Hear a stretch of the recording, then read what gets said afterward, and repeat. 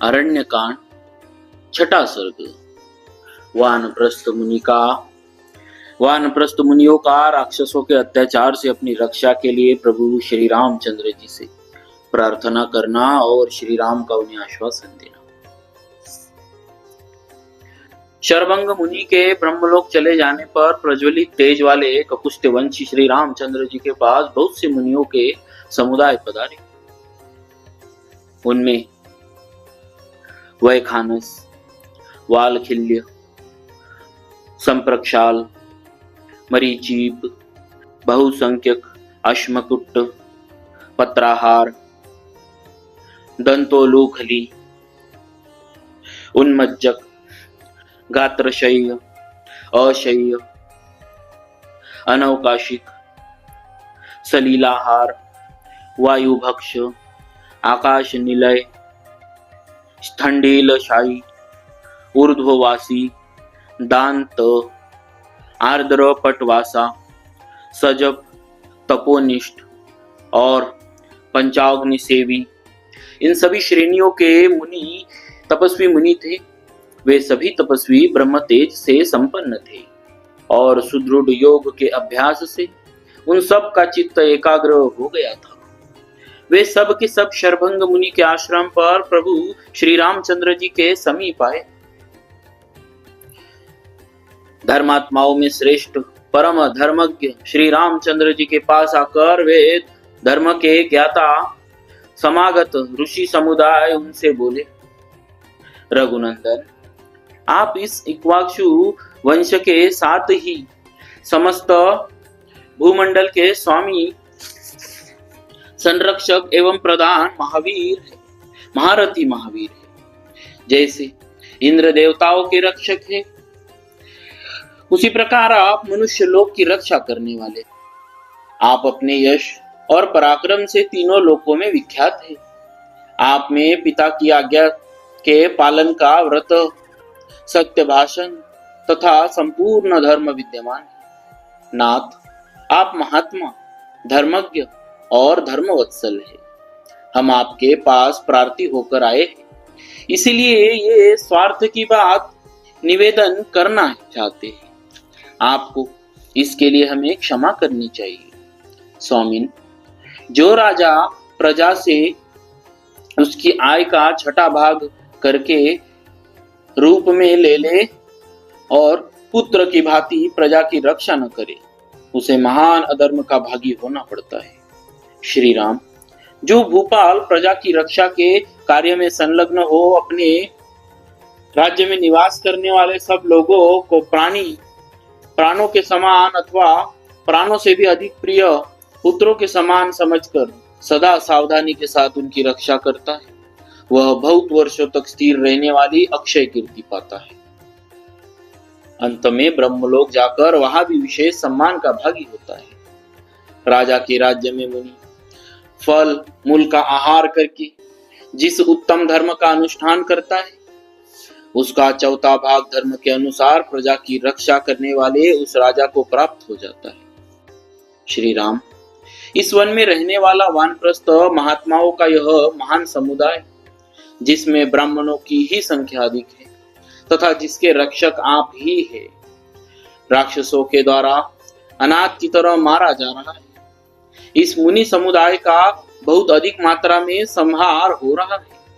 आइए देखिए, ये भयंकर राक्षसों द्वारा बारंबार अनेक प्रकार से मारे गए बहुसंख्यक पवित्रात्मा मुनियों के शरीर, शव या कंकाल दिखाई देते। पंपा सरोवर और उसके निकट बहने वाली तुंगभद्रा नदी के तट पर जिनका निवास है, जो मंदाकिनी के किनारे रहते हैं तथा जिन्होंने चित्रकूट पर्वत के किनारे अपना निवास स्थान बना लिया है, उन सभी ऋषि महर्षियों का राक्षसों द्वारा महान संहार किया जा रहा है। इन भयानक कर्म करने वाले राक्षसों ने इस वन में तपस्वी मुनियों का जो ऐसा भयंकर विनाश कांड मचा रखा है, वह हम लोगों से सहा नहीं जाता है। अतः इन राक्षसों से बचने के लिए शरण लेने के उद्देश्य से हम आपके पास आए। श्री राम, आप शरणागत वत्सल है, अतः इन निशाचरों से मारे जाते हुए हम मुनियों की रक्षा कीजिए। वीर राजकुमार, इस भूमंडल में हमें आपसे बढ़कर दूसरा कोई सहारा नहीं दिखाई देता। आप इन राक्षसों से हम सबको बचाइए। तपस्या में लगे रहने वाले उन तपस्वी मुनियों की ये बातें सुनकर ककुस्थ कुलभूषण धर्मात्मा श्री राम उन सबसे कहा, मुनिवरों, आप लोग मुझसे इस प्रकार प्रार्थना करें। आप लोग मुझसे इस प्रकार प्रार्थना ना करें।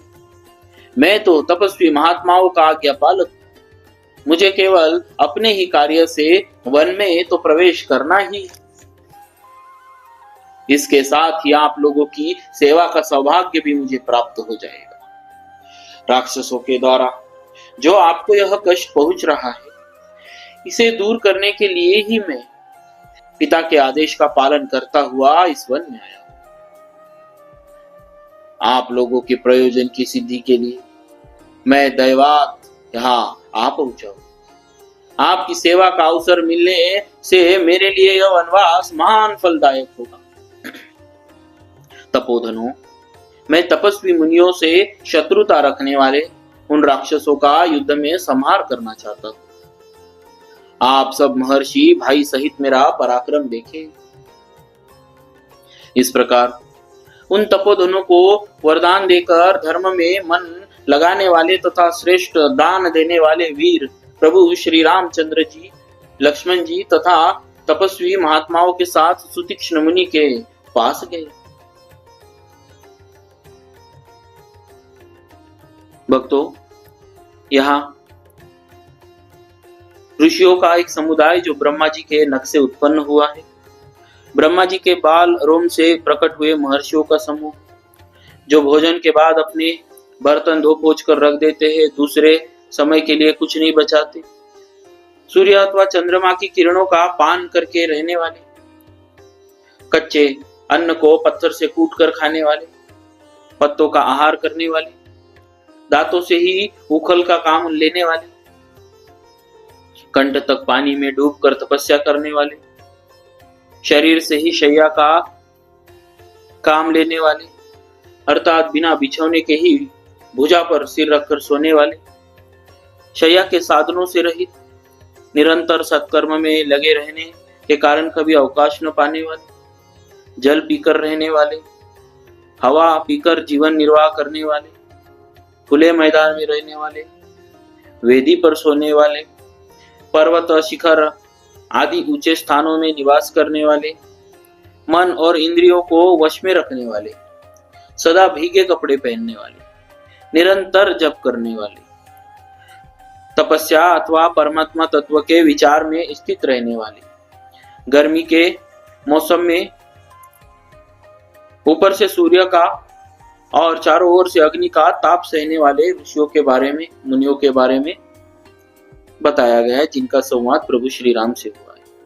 इस प्रकार श्री वाल्मीकि निर्मित आर्ष रामायण आदि काव्य के अरण्य कांड में छठा सर्ग पूरा हुआ। बोलिए श्री सीताराम महाराज की जय। भक्तवत्सल भगवान की जय।